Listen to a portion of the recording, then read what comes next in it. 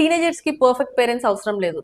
Emotionally safe parents చాలా అవసరం. ప్రతి టీనేజర్ తన పేరెంట్స్ దగ్గర నుంచి ఈ 3 విషయాలని ఎక్స్పెక్ట్ చేస్తుంటాడు. నెంబర్ 1, ప్రతి విషయానికి డౌట్ చేయడం, మళ్ళీ మళ్ళీ క్వశ్చన్ చేయడం వాళ్ళను రెస్పాన్సిబుల్ గా మార్చదు. గుర్తుపెట్టుకోండి, అది వాళ్ళని డిఫెన్సివ్ గా మాత్రమే మారుస్తుంది. అండ్ స్లోగా నా పేరెంట్స్ కి నేను ఎంత చెప్పినా అర్థం కాదు అనే ఫీలింగ్ వాళ్ళలో మొదలవుతుంది. అప్పుడు వాళ్ళు ఏం చేస్తారు, నెక్స్ట్ టైం మీతో ఏ విషయాలను షేర్ చేయడం ఆపేస్తారు. Number 2, privacy.